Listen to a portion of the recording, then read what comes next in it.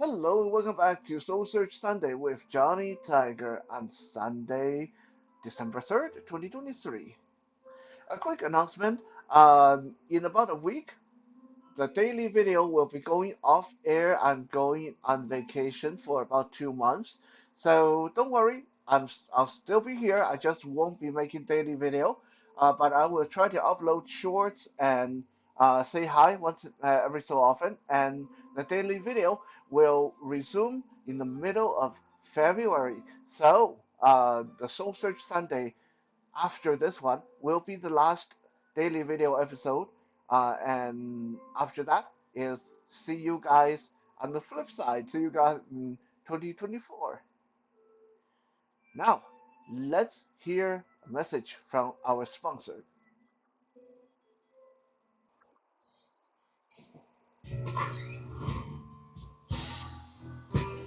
Welcome to my parlor. oh, I mean, uh, Welcome, traveler, to the Hidden Corner Finds. I am Joanne, and this is my humble store. Pull up a chair, stay a while, make yourself at home. What? Oh, you want to know what I'm selling? Everything and anything.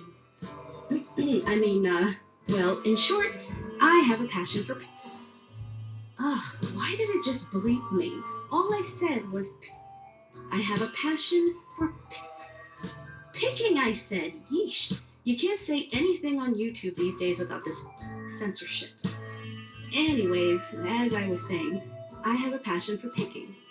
For me, there is nothing more satisfying than finding a unique and forgotten item and uniting it with someone who will really appreciate it for years to come. Whether it's a soapstone carving, an old book, or simply a mug to make you laugh, I try and find something for everyone. My goal is to make you a confident buyer. Older items often have a lifetime of stories to tell. I strive to describe the good as well as the bumps and bruises they've experienced along the way. It's important that the pictures reflect what you will receive. To that end, I always encourage questions and will do my best to respond as quick as possible. Appreciate you stopping by the store. If you can't find what you're looking for, please don't hesitate to contact me. I'm always looking for new ideas and will keep an eye out for your item in my travels. Honey, what the happened to my action figure collection? Whoops, gotta go. Bye.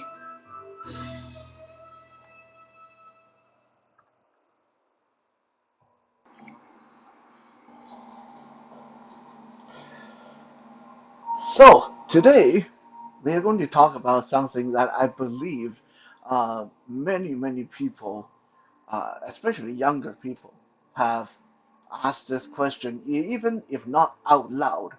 They have pondered this, they have researched this, they have tried.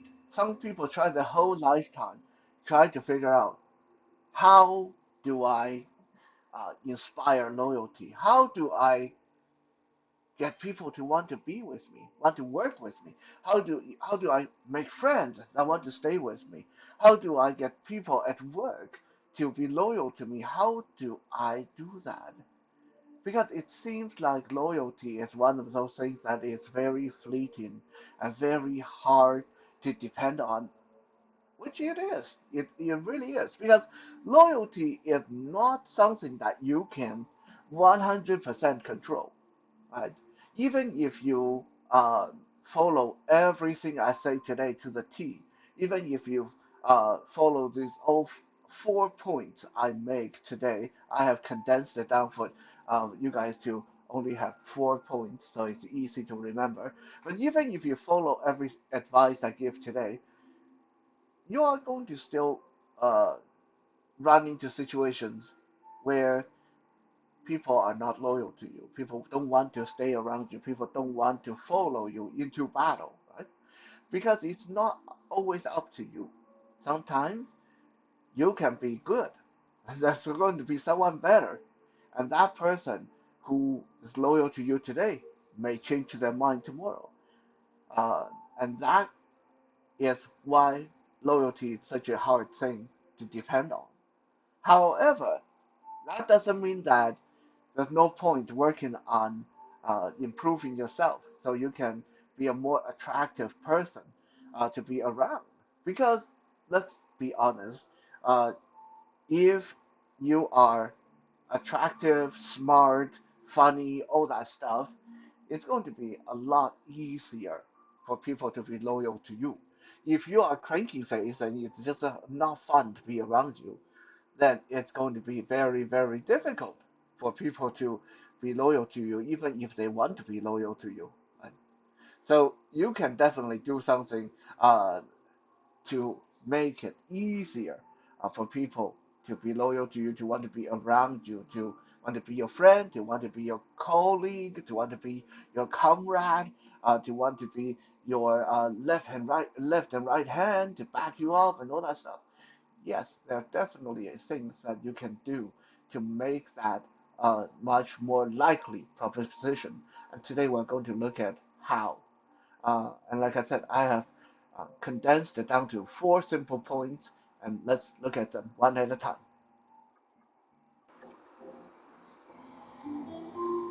Number one, establishing emotional connection. Most of us can understand that uh, you will remember things that resonate with you emotionally much more than you'll remember things that don't resonate emotionally with you. For example, if I ask you to memorize a string of numbers that have nothing to do with anything, then it's going to be a lot harder for you to memorize that than if I ask you to memorize a number of a very special person in your life, right? Because that special person in your life have an emotional connection with you. So memorizing that number is going to be a lot easier than just memorizing a bunch of numbers that have nothing to do with anything. Okay, so when you're trying to inspire people to be around you, when you try to get people to want to follow you, trying to be loyal to you, want to be your friend, emotional connection is vitally important as well. Okay, let me give you guys a very real life example. Uh, One of my best friend from high school days is named Kevin. Kevin and I, we have been friends for over 25 years. Um, and we are like two grumpy middle-aged guy now, just like growing old together. And we had our issues uh, throughout the years, but when all said and done, we got each other's back. Like Kevin and I, we are the kind of friend that we are so loyal and trusting to each other that I literally have all his information, passport, ID, account number, etc., etc. And in return, when we go out, I literally can hand him my bank card and credit card, and he can go get things done. I don't have to worry about any of that, and I can leave him a house key. I can leave him my wallet and stuff like that. Like, this is how tight we are. I'm saying that just so you guys know, like what level we are on. A lot of people that seen us interact wouldn't even get that vibe because we are very gruff with each other, like only the best of friends. You don't even have to say anything. You open the door, "Arr!" and then, yeah, and that's our conversation. That's me saying, "Hey, happy to see you. Go sit down." And then him saying, "Yeah, good to see you too. Hey, what's up?" And I say, "Oh, not much." Okay, so in a few grunt, we can convey a lot of things. Um, so throughout the years, a lot of people have asked me, primarily my own parents, my ex-girlfriend, a lot of people have asked me, what is it why do you do so much for Kevin? He doesn't give you much of anything. He always needing your help. He doesn't have a lot of money. He even when it's your birthday, he gives you some crappy little gift, and then yet in return, when it's his birthday or his wife's birthday, you spend hundreds of dollars on them. Why do you do that? What is it that makes you do that? because I remember that incident. I probably mentioned this before, so I'm not even going to go into all the details. Suffice to say, I was in my uh, early 20s. I was maybe 19 or 20. I just moved out on my own. Uh, I just left my family. This was back in like 1998, 1999, right? I just started living on my own. I just started learning the rope and how to get survive on my own, how to uh, go get involved. I was working. I was going to college at the time. Things were hard. Things were very hard. I think back now and I want to pat myself on the back for getting to where I am today because things were really hard. Just imagine if you're totally blind and partially deaf and you're not even from this country, you're not white, and you're a guy living on your own. You barely know what to do, and your family is not there to back you up. Yeah, it was rough. Okay, so I ran into some trouble financially, and it wasn't any of my own doing either. It's like uh, I couldn't access my account because the bank did something weird and locked out my account. And when I called them, they said it couldn't get sorted out because it was a weekend, a long weekend at that. They said they couldn't get it sorted out for another 4 days. So I have to be 4 days without access to my account. And just happened I needed some quick cash. Not much. I just needed $20. Um, for a job interview. I needed to go to a job interview. I needed $20 for a taxi. And this was very awkward for me. My whole life, one of the things that always make me feel awkward is money. I hate asking people for money. I hate borrowing money. I hate talking about money because it makes me feel so small inside. Uh, So I try to borrow money from friends, and you wouldn't think you wouldn't think it's hard to borrow $20 from friends, right? Like even back at the end of 90s, like 1997, 1998, you think like $20 should be no problem. But guess what? Most of my friends were really poor too. Most of my friends were just starting out in life as well. So long story short, I was having no luck. I just felt more and more dejected, and the my interview time was getting closer and closer, and I was thinking I am going to miss this job opportunity. I'm going to miss this job interview. Finally, I called Kevin on the phone, and Kevin and I we were only acquaintances. We weren't even that good of a friend at that time. I called him on the phone, and this took so much. It took so much out of me because I felt so embarrassed calling someone who I didn't even know that well. Uh, Kevin, where are you? And he said, I'm at work. I said, look, if I can get to your workplace, can I borrow $20?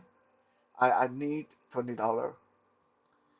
And Kevin said, where are you? I said, I'm at home. He said, hold on, I'll come bring you the money in half an hour. He took his time off work. He just jumped in the car, drove over to my place, and threw me $40. Didn't even ask me what I needed the money for, uh, or anything. Didn't make any kind of argument. Just dropped by, gave me $40. I paid it back to him 4 days later when I got money out of my bank account. But for my whole life, I've never, no matter how mad, how angry I would have gotten at with him, I never forgotten that moment when it's like someone gave you a cup of water when you're dying of thirst in the desert. That to most people, that's just $40. To most people, that's $40 that I pay back later. It's not that big of a deal. To Kevin, it's not that big of a deal. But to me, that act of him just driving over to my house and gave me $40 without asking any question uh, resonated with me on a deep emotional level that instilled a lot of uh, gratitude.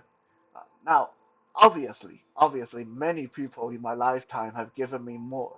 right? I have people pay me a lot of money for work. I have people give me a lot of money for gift and stuff like that. But very few can rival that emotional connection, that act engendered in me, that being desperate, being helpless, don't know where to turn, and suddenly someone just comes through without even asking you what you need the money for. And that person was Kevin. So this answers the question why I put up with so much of helping him and doing things for him and even put myself out of my way and stuff like that. And he does that. He does the same for me. It's not just a one-way street, but because I have a little bit more resources than he does, I usually end up putting out more. But it's fun because he has earned it with that simple little act. So this is a very personal story to illustrate that if you can somehow establish that emotional connection, a small, simple act can engender a loyalty that might last a lifetime. Okay? If you give someone $500 every day, that person's loyalty probably will only last until the day you don't give them money anymore. Think about that. You give someone $500 every day. The moment you don't give them money anymore, their loyalty ends. Okay? But if you give someone $50 at the most desperate hour of their life, then that loyalty may last an entire lifetime. Why? Why is that $50 more meaningful than those hundreds and $500 every day? Because that $50 touched an emotional string. That $50 actually meant a lot more than the money itself.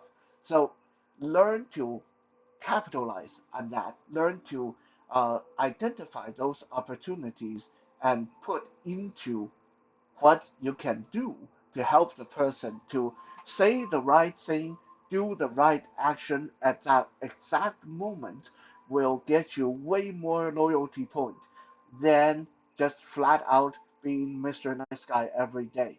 Right? Um, this is something that a lot of people ask me, so Johnny, how come you're so charmed and you always have good people in your life and they always want to help you and they always want to work with you? A large part of that is just I am charmed. I am very lucky. I'm very fortunate.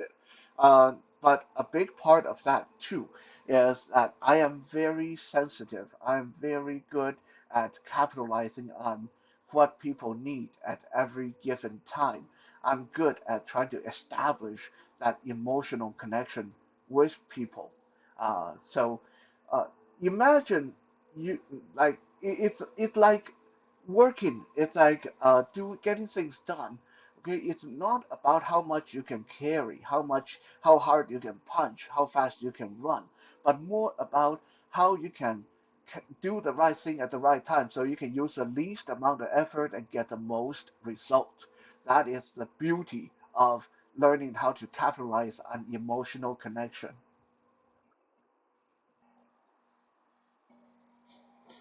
Number two, the second thing that you need to keep in mind when you want to generate and inspire loyalty and friendship is always remember to benefit the other person. All right, I don't know how many of you have thought about this before, but this is the brutal, plain, blunt truth. Loyalty can be bought. Okay, that just made humanity sound very ugly, right? But I'm not even just talking about buying loyalty with money, but there has to be a benefit. Like they benefit you, but you need to benefit them. Right? When you inspire someone by having that initial emotional connection, let's say you are great political leader, you're a great military leader, you're great, you got your own company, you're a company owner, and okay, you establish that connection with your underling Joe. Let's say Joe is someone who worked with you, worked for you, and because you gave them a $20, $40 raise when when they were sick, and now they follow you around. You can't count on that emotional connection to last forever. It's a good start. It's great. It tops up your like it maxes out your loyalty point to the top. Having that emotional connection. But if you don't cultivate it like a garden, if you don't water it occasionally, if you don't feed into it occasionally, like you are trying to keep a campfire going, that thing is going to dwindle out. Okay, that loyalty can only last so long on its own. You need to feed it. Okay, and the way to feed it is to make sure you benefit the other person, right? Like you can be a very inspiring military leader, but if all you do is lose battle, then eventually your men will think that maybe they shouldn't follow you around. So you got to win once in a while. You can't just have good, beautiful words and great goal and inspiring speeches. You got to be able to deliver. Uh, you can be a great political leader. You know all the right thing to say, but you still need to come through when uh, it's time to solve poverty problem, when it's time to give people that beautiful vacation package, etc., etc. People need to be able to benefit from you. So this one is actually very simple, very blunt, but very simple. If you truly want people to stay loyal to you, then you need to pay attention to how often you cultivate, water that garden, how often you feed that campfire. Because if you don't, then that loyalty will fade out after a while. Now, how long will it take? That depends on your emotional connection, how you inspired them in the first place. Um, some people some people will go away as soon as that you stop paying them. Some people they will remember all the nice things you've done for them, and they will stick around a little bit longer after you stop paying them. But guess what? You don't pay them for a couple of years, and eventually they are going to drift away. Eventually, they are going to fade away. This is just very true in humanity. Everyone need to have cause and effect. Everyone have to reap some benefit because it's all come down to survival in the end. So, yeah, I may be very full of gratitude. I may appreciate you as a person, and while you benefit me, that's great. And when you don't benefit me, I'm going to try to stick around for a while. But if you still don't benefit me, after a while, I'm going to start thinking, God, the time I spent helping this person, I could have been helping other people that actually benefit me. I could have been doing things that benefit myself. Why should I continue to help this person when they don't do anything for me? Uh, so, so it's a very cruel true that to keep people's loyalty with you, you need to benefit them. And this benefit doesn't always have to be monetary. This can be food. This can be a little gift. This can be um, uh, something you do for them in return when they need you to, etc., etc. And you don't always have to be uh, like totally equal. Okay, it's not like they do something for you, you have to do something for them. They give you $20, you have to give them $20. Actually, that kind of interaction is really bad for loyalty. That kind of interaction is really bad for loyalty because if there's if the scale is always balanced, if I don't owe you anything and you don't owe me anything, then there's no point for me to stay loyal to you, right? That we are just like we're just two complete strangers. You gave me two, I give you two. You scratch my back, I scratch your back. Then there's no loyalty. It's completely uh, balanced, this kind of completely balanced interaction is actually very bad for loyalty points. So that's just a little factor to keep in mind because I hear so many people that say um, the friendship or relationship should be completely equal. You buy dinner today, I buy dinner tomorrow. You spend $20 on my dinner, I spend $20 on your dinner. No, that's not a relationship. That's not a friendship. That's a business interaction, right? If you want relationship, if you want friendship to last, then you need to have those little scales that waver back and forth. Hey, I owe you one. Cool. You owe me one next time, and then now I owe you for this, and you owe me for that. I fixed up your roof. Okay, now next time I need to go grocery shopping. You can drive me. Now, is driving me to grocery shopping really equivalent in value of me patching up your roof? No, but you do something for me, I do something for you. At least the act is there. Both sides benefit. Okay, so don't get hung up on thinking you got to balance the ledger, you got to balance the action all the time. But always make sure that you benefit the person that you're trying to have a relationship or friendship with. Otherwise, that loyalty is going to fade away.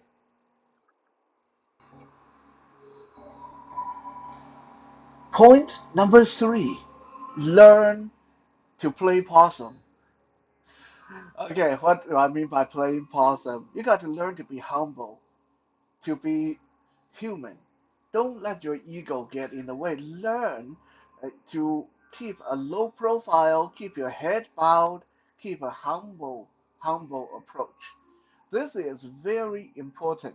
Okay, if you want to generate loyalty, and this is I will pat myself on the back because this is actually something that Johnny Tiger tend to do pretty good for the most part. I mean, there are times when I forget to do this, and usually it will come back and nip me on the butt when I do the when I forget. Uh, so it is something I do really well, but it's something that I continue to work on because, to be quite honest, Johnny Tiger has the kind of personality that it's a little bit arrogant, a little bit high and mighty, and self-righteous that I will, I will admit. I will say it here on the record. Okay, those are my personality flaws, and it's something that I strive to continue to work on navigating, getting rid of this kind of personality flaws. But anyway, that's I digress there. To allow people to want to be around you, to make people to want to be loyal to you, to want to work with you, work for you. Learn to be humble. Learn to ask rather than tell. Uh, Learn to speak with rather than speak to.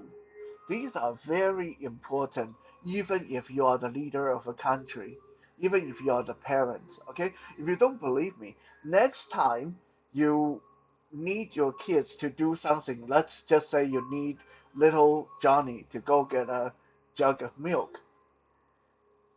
Try this. Ask little Johnny, or tell little Johnny, hey, uh, here's $5.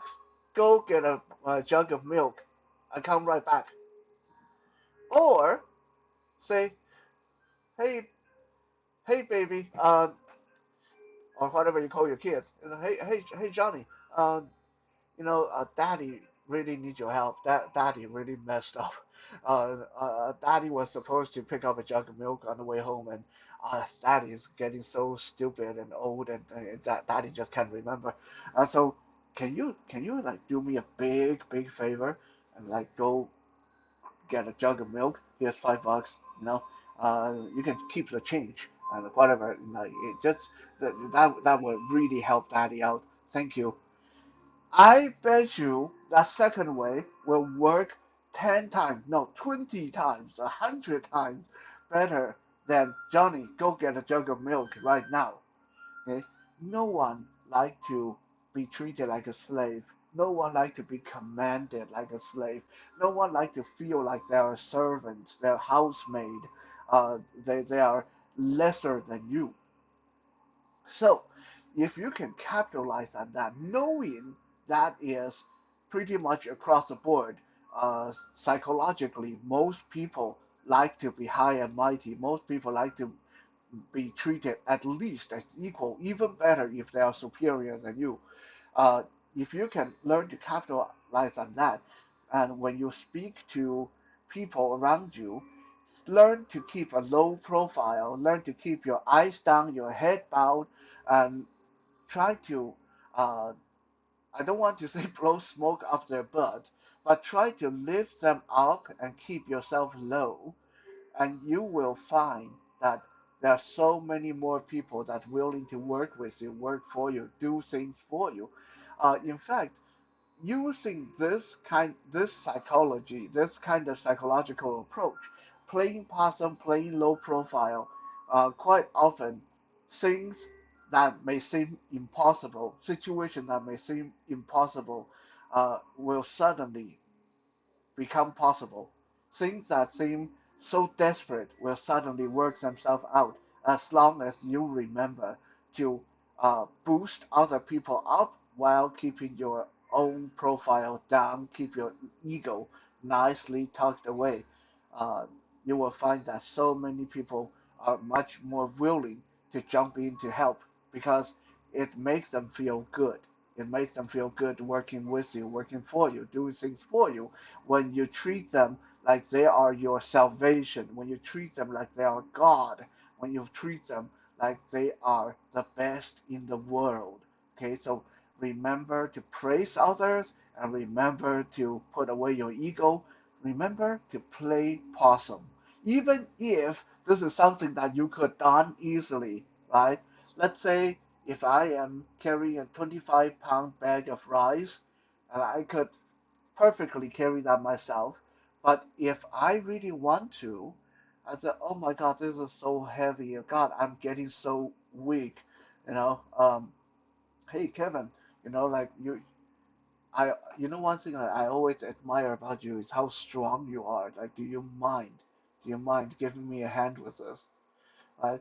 Yeah, what I'm talking about is manipulation, but this whole topic is about manipulation, right? Manipulation to some people may sound like a bad word, but it's not. Manipulation is how to get things done. Everything in life need to be manipulated. You want to cook your food, that food need to be manipulated. You want to fix your bed, make your bed, the blanket have to be manipulated. You want things done with people, people need to be manipulated. It's how you go about it that determine what's right or wrong. It's how you use the result, what kind of result you get, that determine what's right or wrong. If it's manipulation in a good way or bad way. And keeping a low profile, keeping yourself humble, in my opinion, it's a good kind of manipulation tactics. Now we come to the last point, right? Now you know how to find that emotional connection, how to capitalize on that, and you make sure you benefit the person, and you make sure you are humble, and you make the person feel like $1 million whenever you talk to them, right? There's one more point because all those prior 3 points are great for gaining friends, gaining you followers, getting you people loyal to you. But there's one vital thing that you need to do to keep all that. Otherwise, what's going to happen is if you forget this last point, you'll be good at generating friends. You'll be good at generating followers, but you won't be able to keep them for long. And this last point, point number 4, is tolerate, tolerance. Be able to tolerate their faults, right? I'm not talking about forgiveness because sometimes people get tolerance mixed up with forgiveness. No, it's a little bit different because to forgive someone is okay. you did something wrong, I forgive you, but that doesn't mean that I want to be with around you. Right? That doesn't mean that I have to put up with it. I may have forgiven what the wrong thing that you did, but I am not going to put up with it if you do it again. Right? That is different. Tolerant means I understand this is your fault. I understand you have bad breath. I understand you have bad body odor, and that is fine because I love you, because you're my friend, and that's totally okay, right? I'll get used to it. That is tolerant, and that is a powerful tool. That is so powerful that I'm going to draw two historical examples for you guys to show how important tolerance is. During the romance of the Three Kingdoms, um, we have the kingdom of Wei, we have the kingdom of Shu, and we have the kingdom of Wu. The three kingdoms were fighting to see who would become the final dominating force and rule China. The kingdom of Wu was all nobilities. They were all rich merchants, lords, and ladies. Everyone like full of money. They were like really rich, really uh, old, rich families. So a lot of people obviously think, well, yeah, I mean, that sounds like the kingdom of Wu would be the winning faction, right? Because they are the one with all the money. They are the one with all the connection, political connection. They are the one with all the nobility. They failed. They failed in the end. The kingdom of Shu was a kingdom of overachievers, all the heroes, legendary warriors, legendary scholars, uh, everyone, like all the legendary champions were at the kingdom of Shu. So some people would say, well, then, okay, if they have all the heroes and best of everything, then obviously they were going to win, right? No, the kingdom of Shu failed even before the kingdom of Wu failed. The kingdom of Shu was like the first one to go down. Um, kingdom of Wei ended up succeeding. Why? Because the kingdom of Wei had the most people. And how did they have the most people? Because the kingdom of Wei had a policy that we will tolerate any wrongdoing, any bad habit, as long as you can show us how you benefit the kingdom. So, in the kingdom of Wei, they did not need you to be the best warrior. They did not need you to be the most virtuous scholar. They did not need you to be a lord or lady or a millionaire. As long as you can show me how you can benefit the kingdom, even if your contribution is you're really good at feeding horses. You're you're good at carrying heavy weight, and you're good at running fast. That's fine. You can be a serial killer. You can be whatever. The kind, whatever fault you have, we'll try to overlook it. We'll try to work with it, as long as you benefit the kingdom. And this led to the kingdom of Wei having the most talent, having the most people. So some people say, well, that, but the kingdom of Shu had like legendary warriors. How come they couldn't defeat that?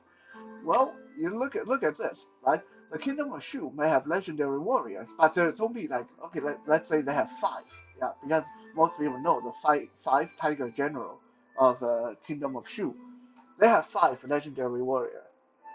Kingdom of Wei have 2,000 good warriors. They may not be legendary, but there's 2,000 of them because they are willing to overlook people's faults. They're okay that people were not perfect because they understood that with number come power. Okay, so that's the first example I'll draw for you why tolerance is very important. Number two, the best emperor in Chinese history. Many people say the best emperor ever was the Tang Taizong of Tang Dynasty. This should be very, very familiar because I mentioned his name a lot during Wisdom Wednesday. Teng Taizong. Why was he the best emperor in so many people's mind? Because for his whole life he was known to be merciful. He was known to be tolerant. Uh, for example, there was one time when Teng Taizong wanted to put a rebel leader to death. There was someone who staged a rebellion, and Teng Taizong defeated the rebellion, and he wanted to put the rebel leader to death. But one of his uh, low-level ministers got in his face and said, "Your Majesty, you can't do that because that's against the law. You don't have sufficient proof against this guy. Yeah, this guy might be innocent, so you can't put him to death." So many people thought that Teng Taizong was going to have the rebel leader executed alongside this low-level minister. To everyone's surprise, Teng Taizong released the rebel leader, and he uh, made this low-level minister the Grand Master of Law. He made him the highest, basically Supreme Court judge. He and so many people were surprised. Like he publicly defied your wish. How come you? Why would you do that? And Teng Taizong said, because he was willing to speak up against me to preserve the integrity of our legal system, even though he knew I would probably get his head chopped off, and he still did it. So I know if he's going to do that, that he's the best person to be the Supreme Court judge in this country, right? So Peng Deizhong was famous for doing things like that. He was famous for tolerating people who would speak up against him, who would yell at him in his face, who would defy him as long as they benefited him or benefited his kingdom. So back to our own life, dealing with friends, co-workers, colleagues, followers, people who you want to be loyal to you. If being around you is like being on a landmine or a minefield. People have to be scared. People have to always worry about not smelling bad. People have to worry about not speaking too loud. People have to worry about not saying the wrong thing. Then people won't be loyal to you because it's not nice, not comfortable being around you. People feel that they're being judged. People feel like any wrongdoing, they're going to earn your displeasure. As opposite to that, if you are a very tolerant person, you understand and you're okay with everybody have some problem. Everybody have issues. And as long as this person is loyal to you, then you will put up with whatever issues they may have. May it be bad body odor, may it be bad breath, may it be they cuss too much, or they occasionally like to be late, or they cancel on your appointment a lot. You put up with stuff like that because the loyalty you earn is worth it. Uh, a lot of time, people ask Johnny Tiger, "Hey Johnny, this person just did this to you. This person's late all the time. This person is so rude to you. How come you put up with that?" And I always say, it's because being friend with them is worth it in the end. I'm okay. I'm totally okay with people having faults, as long as I know that their loyalty lies with me in the end. Okay, so to recap our 4 points of art of manipulation, the art of how to get people to stay around you and be loyal to you. Number one, find the emotional connection. Find how you can establish that emotional connection with the person by doing the right thing, saying the right thing at the right time. Number two, make sure you benefit the person. Number three, make sure you play possum. Stay humble. Always make the person feel like $1,000,000 and makes them feel good. Everybody likes to feel good. Number four, be tolerant, be forgiving, okay? Be okay with everybody having issues, everybody having faults. And if you can practice this 4 points, then congratulations, you will become a very, very popular person with a lot of loyal friends around you.